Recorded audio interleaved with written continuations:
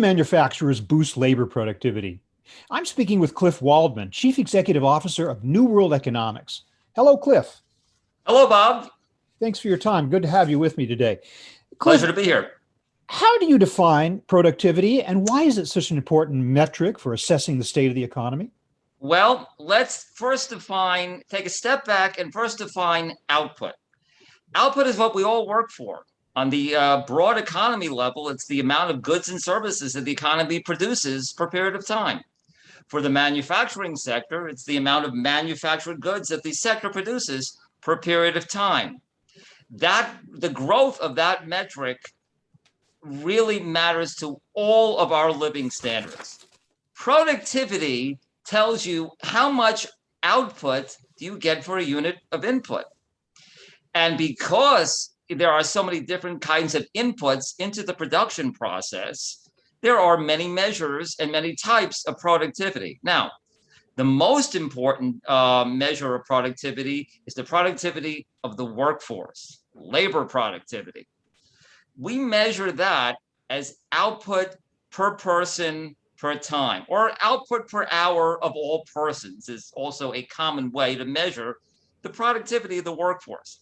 Now, why is it important? This is actually a very good time to demonstrate to the audience why productivity is so important. As a result of a once a century pandemic, we have seen volatility in economic growth, in manufacturing growth, that none of us have seen in our lifetime. Crashing GDP, soaring GDP. But ultimately, as we get past, thankfully, this period of time, what's going to matter is long-term growth. The sustainable level of growth of our economy is what's going to matter to our economic future. What is that? Well, there's only in the equation for the sustainable level of growth of productivity, there's really only two measures. It's the growth of labor hours, which reflects the growth of the labor force, and it's the growth of labor productivity.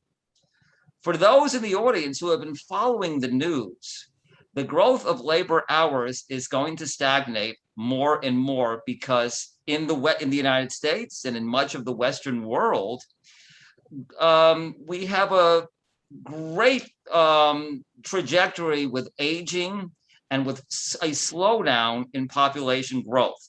Demographics are really becoming a force for slowing the growth of labor hours. Mm-hmm. That means that labor productivity growth is ultimately going to be what determines long-term economic growth. That's why it's so important. I see. And we saw a steady growth of productivity for many decades in the U.S. In fact, that was key to the development of the U.S. economy. How long has it been evident that productivity has either stalled or is on the wane? Well, in the manufacturing sector, which is what New World Economics focuses on and specializes in, right, it's a troubling picture. It used to be that the manufacturing sector was essentially a productivity leader for the U.S. economy. But since the financial crisis of 2007 to 2010, labor productivity growth in the manufacturing sector has slowed. And as a matter of fact, since 2017, it's actually declined. So it has been a troubling picture for productivity. So it's a fairly recent trend then. I mean, you're talking about demographic shifts, which I imagine have been at play for a while, but this is only like the last 10 years or so that this has begun to spread. That is correct. It's been a fairly recent, but at the same time, fairly dramatic shift in productivity. And it's one that I will tell you that business people and policymakers and government officials need to pay increasing attention to. Yeah, well, we're going to get to some possible solutions in a moment, but I still want to have you help me outline the problem a little bit more. One would think that technology is the answer. Automation automatically boosts productivity. Is that the case, or has that been the case? Well, it matters, but not as much as people think. I had the opportunity throughout my career to research productivity. As a matter of fact, I don't mind saying I've published in the area, and a publication that I did in 2016 that I published in 2016 really looked at the drivers of productivity growth in the manufacturing sector on an industry level. Mhm. What I found is that three things really matter to productivity growth in the manufacturing sector, which, as I said, is an important productivity leader. I used to be an important productivity leader for the economy. One is capital investment, two is innovation investment, and three is the supply of educated slash skilled labor. Now, what that formula, what that paradigm suggests is that yes, technology matters. Technology is part of the innovation complex. That's a big, complicated word. Mhm. But we are not, as I told people after I published the paper, and I did a lot of lecturing on the paper, I told people, and I remain convinced, that we are not going to automate our way out of a productivity malaise because productivity is too complicated. Yes, technology matters, but it also matters. What also matters is the labor force that works with and employs the technology. What Mhm. also matters is the productivity of the enterprise, of the unit of production. What also matters is the physical infrastructure surrounding manufacturing supply chains. So technology, while it seems like if you substitute a machine for a person, which happens far less frequently than people I think really understand. Mhm. But if you do, that somehow solves the productivity problem. It's a misunderstanding of the complexity of what it is that drives productivity growth over the long term. Yeah, you're saying the increase of skills of the human labor has to be commensurate at a pace with the increase in the use of automation as well. They have Very to much work so. Very much so. hand in hand. Yes. And we've seen a pretty stagnant capital investment in plants and infrastructure in recent years, have we not? That also, that third leg of that stool that you described to me has been pretty low. That also helps to explain it, right? Well, we've had capital investment both in plant and equipment. Yeah. And equipment's critical here. Yeah, I'm not pushing aside plant, but for quite a while, plant equipment investment really was quite stagnant. It was, a macroeconomic mystery, Hmm. shall we suggest. And one thing I will say, so that brings me to, perhaps an optimistic note, and what I know has been some pessimistic remarks here, but we are seeing, as I hope we come out of the pandemic, in spite of this difficult variant surge that we're getting to the end of the pandemic, we are seeing not just in the United States, but worldwide, a big improvement in equipment investment. Um, the question is whether that's permanent. If it is, then that kind of bodes well, as my Uh-huh. research suggests, for long-term productivity. Why is that, by the way? Well, why is that? Because what economic research through the 20th century, really since the 1950s, has found is the role that capital investment plays in the productivity picture is that it takes innovation or some forms of innovation, new technologies, and it spreads that innovation through the supply chain. Hmm. And if you don't have that, then the full enterprise of manufacturing, both the company and the supply chain and the networks that make manufacturing work, are not going to keep up with the innovation investment that they need to be as productive as they need. Yeah, and And we're seeing that. you're talking about private investment, the importance of that, but at the same time, what is the role of public investment in basic R&D? How does that figure into the picture as well? It has been found that public investment in basic R&D really, if done correctly, there's been a big debate in economics whether does public investment in R&D crowd out private investment or does it supplement it? And I would suggest it's dancing on the head of a pin, but I would suggest I'm going to give a nuanced answer. Thoughtful public investment in R&D can really spur private investment in R&D.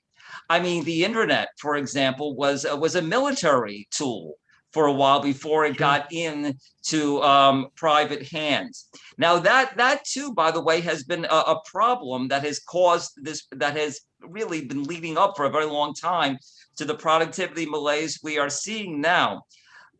Basic science as a basic public scientific investment as a share of gross domestic product, the total economy, is at its lowest point since the Apollo era, since the late 60s, early 70s. Wow.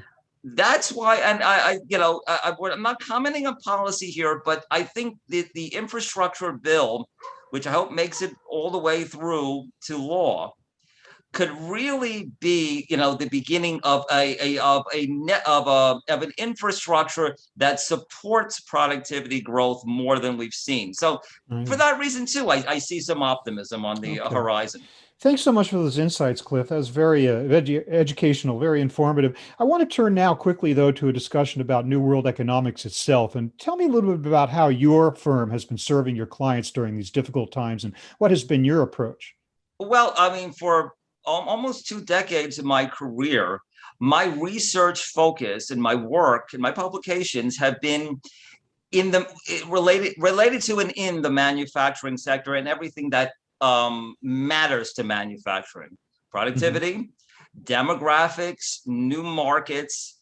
So I wanted to open up my company because I felt that while there were a lot of good, successful economic consulting firms in the marketplace, I wanted one that focuses really very hard on the needs of manufacturers and on the needs of organizations and people who need to study and to understand manufacturing. Now, New World Economics, to summarize it, offers 4 segments of services. We have 3 subscription products. We have a speaking service, we have data related services, and we have research related services.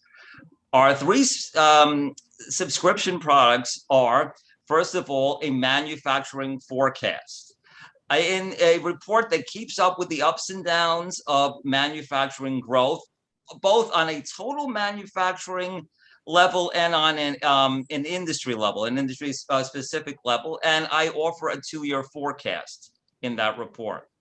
Secondly, a global economic report. And I'm smiling that because when I speak, and I do a lot, I speak on a number of things, but the thing that I speak primarily on is the global economy. So it's playing on years and years of experience on briefing manufacturers on the global economic picture, that our very global sector on the global economic picture. That's the second subscription report. Third, I'm offering a quarterly subscription report on small manufacturers.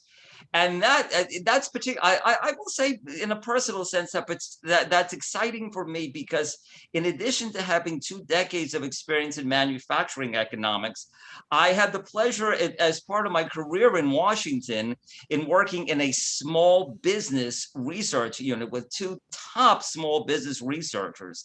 So the combination of my background in small business economics and my background in manufacturing economics and the availability of some excellent data on small manufacturers gives me the chance to offer our clients a look at small manufacturing, which is becoming more and more important to manufacturing job growth and the supply chain. Right. My speaking services, I offer both.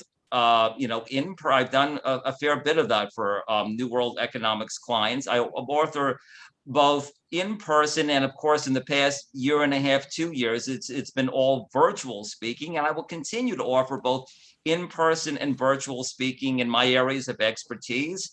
And as we grow, there will have more and more speaking available in different areas of expertise. Third, data-related services. I mean, the data-related services that I have put together recognizes that this is an increasingly data-driven world, and the manufacturing sector is an increasingly data-driven sector. I'm proud to say that New World Economics has a survey partner in Avar Consulting. Dr. Joan Wang is a colleague, a longstanding colleague, and in my opinion, the best survey statistician and survey expert in the DC area and perhaps in the country. And we work with her on when clients ask us to develop new data, create surveys with her. I also am offering the creation of two indices for manufacturing companies. One is a measuring productivity on the company level for a specific company. Manufacturers really need to gauge their productivity these days. We help them do that.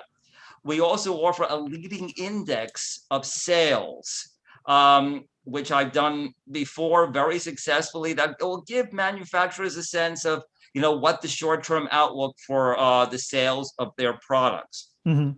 Okay. The research, and finally the research component is both academic and non-academic.